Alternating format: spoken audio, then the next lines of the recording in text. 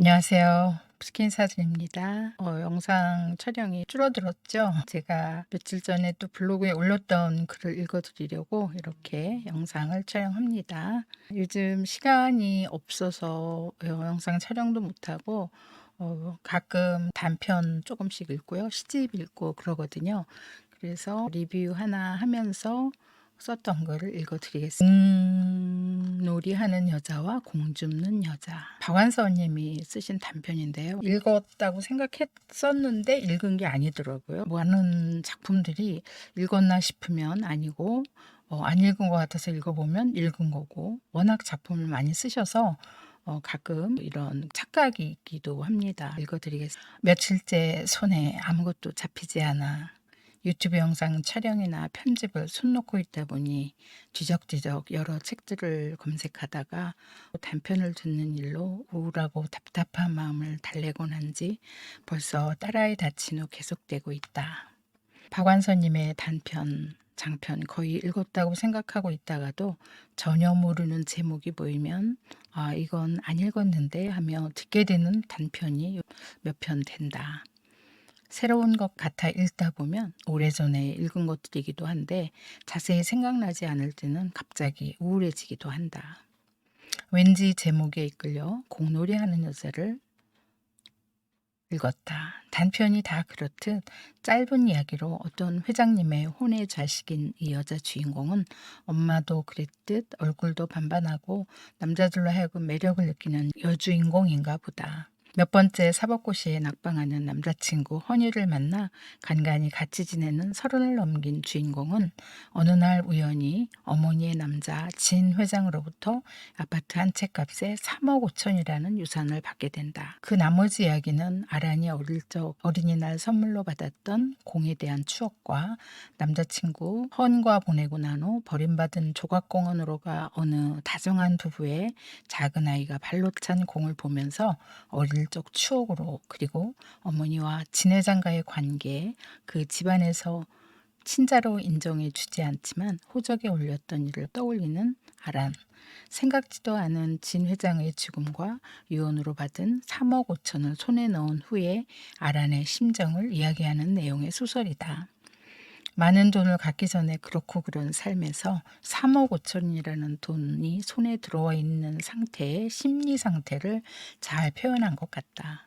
은행에 넣어 원금이 돈을 한 달에 4, 500을 만들어낸다는 이자 이야기, 의붓오빠의 말에 저절로 미소를 짓거나 은행장의 손수 집까지 와서 돈을 가져가 통장을 만들어준다는 말에 혹시 사기를 당한 건 아닌가 하는 불안한 심리, 은행의 통장을 찾으러 가 어깨에 힘이 들어가는 오만한 듯한 걸음걸이가 생기는 상황. 이제는 허니가 사법고시부터 고급 공무원과의 결혼을 꿈꾸던 소박한 꿈에서 이제는 주객이 전도돼 아란이 헌을 좌지우지할 수 있다는 상상. 남자친구 헌에게 질질 끌려다니던 것 같은 처지에서 어쩌면 헌이를 쥐락펴락할 수 있을 수 있음에 언제고 버리고 싶을 때 버릴 수 있다는 상상력으로 자신의 꿈 같은 처지의 심리를 묘사한 단편이다. 돈이 갖는 힘, 있을 때 없을 때 서로 상반되는 심리 상태를 아주 잘 표현한 글이다. 그런 행운은 복권 당첨될 확률보다 적은 행운이지만 주인공 아란이 갖는 심리적 상태는 아마도 내게 같은 순간이 와도 같지 않을까를 생각해보니 괜스레 씁쓸한 미소가 지어진다. 간혹 우리는 우리에게 생각지 않은 돈이나 횡재가 생긴다면 하고 생각하는 적들이 가끔 있다. 그런데 신기하게도 그렇게 깊게 생각해 본 적이 없다는 것에 놀라지 않을 수 없다. 옆지기는 간혹 만일 그런 생뚱맞은 돈이 생긴다면 제일 먼저 불쌍한 사람들을 위한 도네이션을 한 다음 선물 하나 사겠다고 한다. 그리고 가까운 친지나 친구들을 차례로 초대해 접대를 하고 싶다고 한다. 그럼 과연 나는 뭘 하고 싶을까를 생각해 보니 바닷가나 산에 창넓은 작은 집을 짓고 읽고 싶은 책들을 넣을 수 있는 책장을 사방으로 쪄놓고 책을 사들여 매일매일 책을 읽고 싶어진다. 읽다가 지치면 나가 산책을 하고 작은 들꽃을 꺾거나 먼 곳에 두둥실 떠가는 구름을 바라보거나 날아가는 새에게 말을 붙여보고 싶다. 간혹 지나가는 나그네에게 차를 대접하며 그들의 이야기를 듣고도 싶고 몇 번은 가고 싶은 나라를 여행하고 싶을 것이다.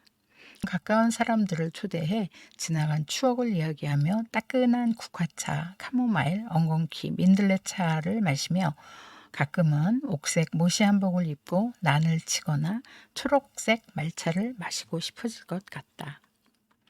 책을 읽을 때 우리는 내가 모르는 세계를 잠시 여행하는 여행자가 되죠. 그 책으로부터 내가 갖지 못한 상황을 맞닥뜨려 경험하기도 하고 그 내용으로부터 나의 오랜 추억을 떠올릴 수 있어 책 읽는 시간이 즐겁기도 하죠. 글을 읽으면 오래전 나도 공 줍는 여자라는 글을 썼던 기억이 나서 한번 꺼내 보았습니다. 잠깐 읽어 드릴게요. 공 줍는 여자. 이건 굉장히 오래전 글이었어요. 아이들이 방학을 한 후 거의 2개월을 게으름을 피우며 지낸 것 같다. 하던 아침 산책도 안 하고 겨우 한다는 게 아침에 일어나서 다리 들어 올렸다 내렸다 45도 멈추기 50번, 두 다리 세워 양옆으로 눕히기 50번, 다리 들어 양옆으로 45도 멈추기 50번, 다시 한쪽 다리씩 안쪽으로 눕히기 50번, 크런치 50번, 10초 쉬고 크런치 50번, 간혹 엎드려 양팔 잡고 뒤로 다리 차기 각각 20번. 이게 하루 운동하는 전부. 원래는 운동을 한 다음 밖에 나가 미니와 30분 정도 같은 산책을 한다. 아이들이 학교 갈 시간이었는데 아이들이 방학이라고 덩달아 늦게 일어나는 게으른 엄마가 되었다. 그리고 매주 토요일이면 어김없이 7시 30분이면 토요 축구하느라 축구장으로 향한다. 전에 같이 나오시던 집사님 같이 뛰어주기도 같이 걷기도 하고 같이 축구 게임도 하기도 했지만 사정이 생겨 못 나오게 되기도 했고 지난 몇 주 산딸기를 딴답시고 온통 신경이 그곳에 가 있어 운동엔 게을러지기를 거의 2달이었나 보다. 지난 목요일에도 아이들과 뛰어본다고 작정하고 갔지만 다른 팀과 게임을 하게 되어 뛰지도 못하고 책을 읽다가 사진만 찍어놓고 오늘 토요일엔 꼭 같이 아이들과 뛰고 싶어 단단히 축구화 신고 선텐 로션도 바르고 모자도 책 넓은 곳으로 챙기고 벌레 물리지 않게 어프까지 뿌려달라고 해서 허수아비 자세로 단단히 준비를 했건만 결국은 나온 친구들 숫자가 적다고 게임을 하는 게 아니라 기술을 배우는 게 아닌가. 골키퍼를 위해 집중적으로 슈팅 연습을 하는 것이다. 게임은 고사하고 공 줍는 아줌마로 포지션이 잡혔다. 슈팅으로 날아간 공들을 줍느라 그 초록 필드를 점점 펭귄처럼 뒤뚱거리면서도 엄청나게 뛰어다녔다. 사실 같이 게임을 하며 뛰려고 했던 것보다 더 많은 양의 운동을 하며 흘린 땀이 몇 바가지는 될 듯 싶다. 끝나고 버거킹으로 가 젖은 옷을 갈아입는데 정말로 속옷까지 완전 땀에 젖었다. 얼굴은 익어서 거의 빨갛게 달아오르고 온몸엔 땀으로 범벅이 되어 있었지만 그동안 찝찝하던 기분들은 완전히 다 날아간 같은 기분이다.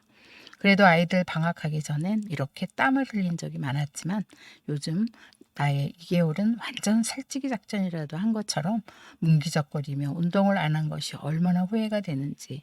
비록 오늘 오랜만에 뛰다 보니 뒤뚱뒤뚱 헛걱거리며 열심히 뛰어다녔지만 운동량이 많다 보니 흘린 땀만큼이나 마음은 상쾌하고 기분이 좋았다. 다른 사람이 보면 웬 아줌마가 저렇게 뒤뚱거리며 공 줍는 모습에 웃음이 나왔겠지만 운동이다라고 생각하며 열심히 뛴 당사자인 공 줍는 아줌마는 그동안 게으르게 쌓아놓았던 스트레스를 비우듯 흘려낸 땀과 함께 확 날려버린 토요일이었다.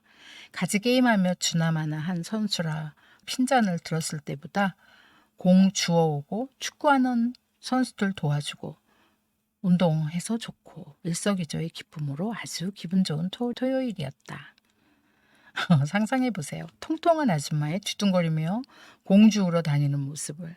그래도 저는 땀 흘린 후 돌아오는 길엔 영준이가 녹음해준 음악을 들으며 아름다운 선율에 귀를 기울이고 운전해 오는 동안 퉁퉁한 공 줍는 아줌마가 아닌 멋진 왈츠에 맞춰 춤을 추고 있는 우아한 백조가 되어 있었음을. 네, 이게 2010년 7월 24일 토요일 날 쓴 이 글이 제가 박완서 작가님 글을 읽으면서 생각이 났던 글이네요. 제목이 비슷하고 내용은 다르지만 제목은 비슷해서 제가 이 글도 소개해 드렸습니다. 오늘 오랜만에 영상 하나 여러분께 읽어 드리게 된 것을 감사드리면서 다음에 다른 글로 만나 뵙게 되기까지 안녕히 계십시오. 다음에 또 뵐게요. 감사합니다. 바이.